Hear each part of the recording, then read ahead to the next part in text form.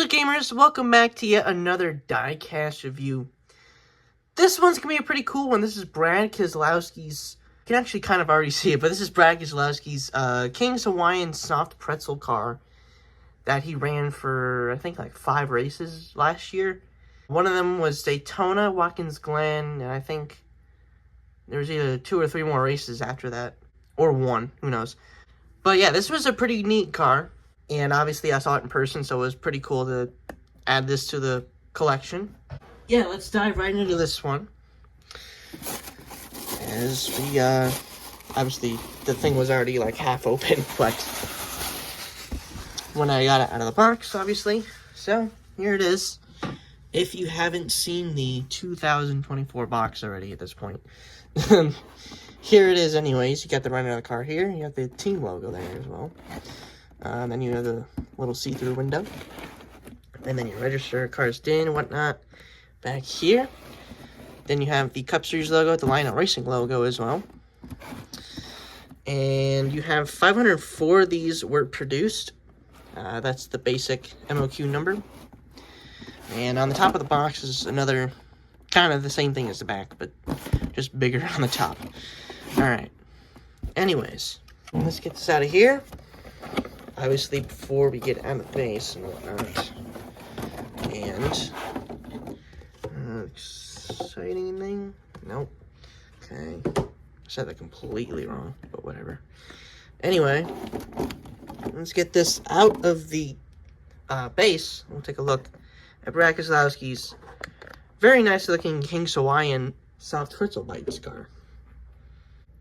Alright, now I've gotten it out of the base. We can now take a look at Brad Keselowski's soft pretzel bites from King's Hawaiian in the late stage of 2024. And yeah, this thing is really nice. Obviously, this ran before the playoffs and during the playoffs as well. So that's why it doesn't have any of the playoff markings on the diecast either. And that's also why the big spoiler is on here, because the first scheme this ran, or first race this ran, was at Daytona. So in the summer race, that is. So yeah, that's also why it has the huge spoiler on it. But anyways, but yeah, this car is really nice. It was nice in person too.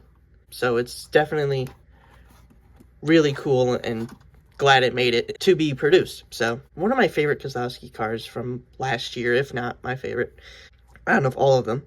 And yeah, let's go over the sponsors meanwhile. We have the Goodyear logo above the tires. NASCAR Cup Series logo there with the chrome number 6 right here as well with the little blue outline there. Then you have soft pretzel bites with King's Hawaiian there as well on the side, which is pretty nice fit actually on this with the pretzels everywhere. Then you have the RFK pillars, and then you have the Mac Tools logo. I forget what logo that was. Something. Siemens Cispro, I never heard of that one. Faro as well.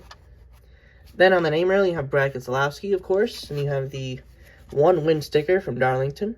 You have Ford, King's Hawaiian, Nextlit, and Castrol Edge, and BuildSubmarines.com. Then you have Solomon Plumbing back here with the Get Bioethanol thing there as well. You have Fastenal and Castrol Edge again. On the deck lid, you have the pretzels with the soft pretzel bites. We have DIN number 40 out of 504. Pretty good right there. Not too bad. And then on the rear bumper, you have King's Hawaiian with Consumer Cellular, the Ford Michigan license plate, and the 6 once again. It's kind of interesting with the orange little stripe back here as well. Pretty nice. On the outside, pretty much the same stuff. You have Fastenal, Castrol Edge, soft pretzel bites, King's Hawaiian.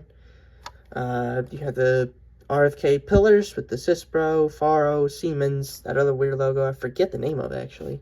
Mac Tools, Solomon Plumbing, Build Submarines, Ford, King's Hawaiian, Nextlit, and Castrol Edge. Brad Keselowski on the name rail. And the chrome number 6, once again, with the Cup Series logo, and a Goodyear logo above the tires. And then on the hood, you have a big King's Hawaiian logo with the orange, which is pretty cool. I like that about this scheme. It has the orange going to the blue. I don't know how much better it would have looked if it was a gradient into the blue, but It looks really nice either way. Anyways, on the front, could you call this the bumper? I guess you could. You have King's Hawaiian on both sides of that as well with the Ford logo. Then you have the number 6 and RFK logo with the Ford Dark Horse Mustang mold as well. And then, last but not least, on the roof, you have the number 6 in white and King's Hawaiian once again. But yeah, if you guys don't know already, King's Hawaiian has moved on to Denny Hamlin, left RFK Racing. And they have not been on Hamlin's car yet, for a primary at least. I don't even know if they have the logo on that car yet, on Hamlin's car. Speaking of Hamlin, they're going to offer his progressive car once they get back to offering diecasts again. Which, I don't know when. They said about a day or so ago that they'll go back to offering once the tariffs or whatnot. Whatever about that. But yeah. But yeah, that's a whole different story. There's a bunch of new offerings that are going to come out too.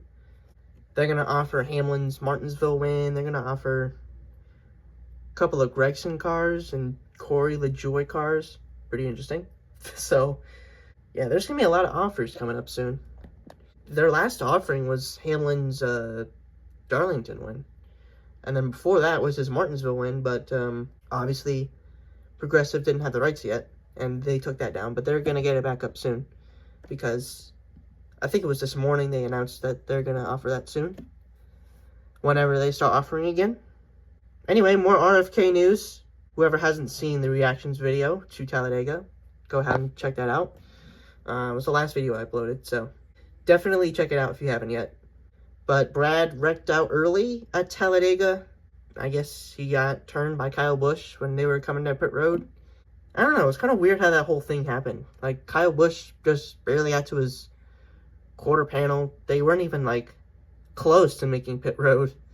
Because they were both pitting on that lap when they wrecked. And then collected Blaney and destroyed his car. Which sucks. Poor Brad, I could have won last year. And then, obviously, McDowell with that huge block slowed his momentum. And then, now this year with Kyle Busch running into him, trying to make pit road. I don't even think they were close making it to pit road. So it was a little bit interesting why they were entering that high. Almost on the track, basically, when they were coming out pit road. So yeah, it was a really bad Talladega race for RFK cars. Chris Buescher wrecked with Bell after the Brad incident, and then Ryan Preece finished second, but got disqualified after the race because it's kind of weird how things are just falling off the next-gen car, and then it's disqualifying them, because that's what happened with Harvick, too, apparently. Yeah, it happened to 2 more cars on Sunday, with Ryan Preece and Joey Logano. It happened with Briscoe, too, in the 500, but he won his appeal. Neither Penske or RFK are appealing Briscoe and, or not Briscoe, or Preece's and Logano's penalties. So that's interesting, because they both know it fell off during the race, because Logano's piece, I guess, got into BJ McLeod's car, because they posted that. So that's kind of funny. But yeah, it's been a rough couple of races for Brad as well. I thought maybe he would have had a chance at Talladega, but that didn't last long. He'll probably win one more race this season. I don't know how much more he'll win. Probably one of the super speedway races, if not, you know, some other track that he has a good strategy on. Honestly, I think that's pretty much it for this review. Not much else to talk about on RFK and whatnot. It's been a couple weeks since I've made a diecast review. These came in, I think, yesterday or 2 days ago. Who knows? But yeah, I have one more here next to me. It's a Chastain car. Stay tuned for that. Hopefully you guys enjoyed this review. If you did, smash the button, subscribe. Turn on notification bell so you don't miss an upload, especially if you like diecast reviews. Until the Chastain one, which I'm going to record right after this. See you gamers next time. Have a great day, gamers.